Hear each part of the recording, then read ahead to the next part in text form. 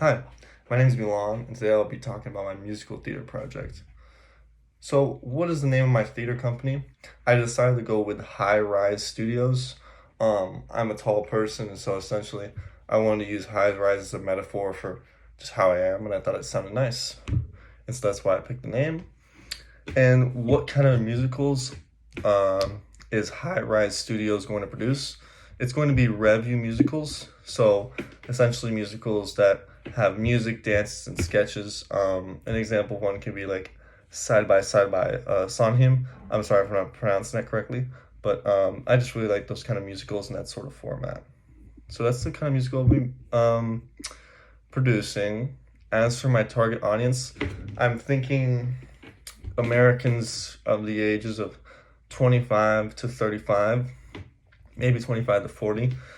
I really want to focus on people who are graduating from college and are moving into like the real adulting life of, settling down, finding a partner, balancing work life with everything else, and when they start a family, raising their children.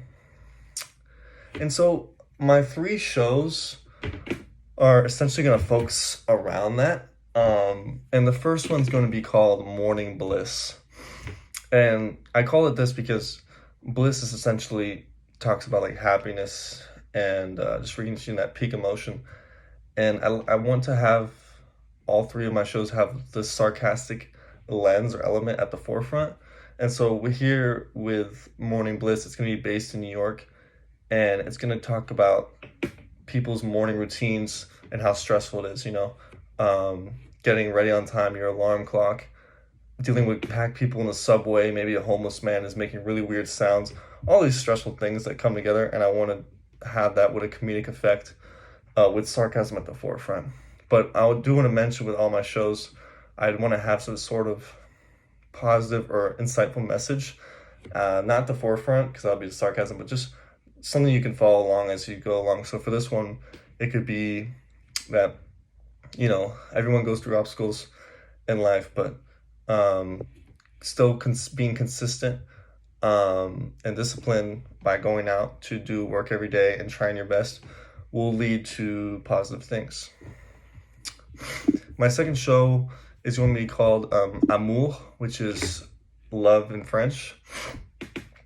And this one's just gonna be, similar. Again, to be based in New York. They're all gonna be based in New York, or just a big city, I guess.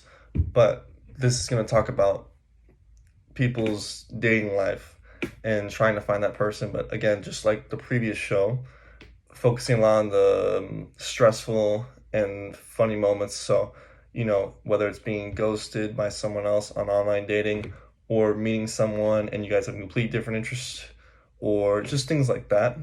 And the message there at the back would be, the insightful one would be, putting yourself out there is going to do good for you in the long run.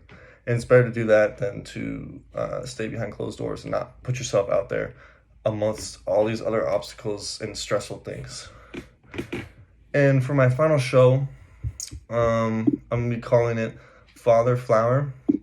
And this is going to focus on being a dad and raising a kid. And just like the previous shows, focusing on those stressful yet funny moments to observe, like if the kids are screaming, if they want their iPad, you're trying to focus and do your work and one of them's fighting with the other. Those kind of moments that you can find humor in when rewatching.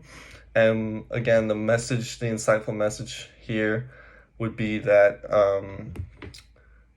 all these things are tough when raising a family, but that's what makes it really good. And raising children, although it's very hard, is a beautiful thing.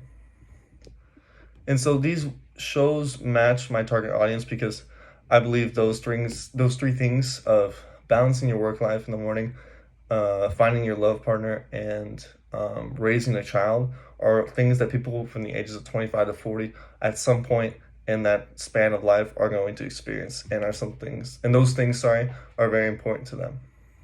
And so yeah, that would be my my theater company and the shows it would produce. So hopefully it sounds great, and yeah, thank you.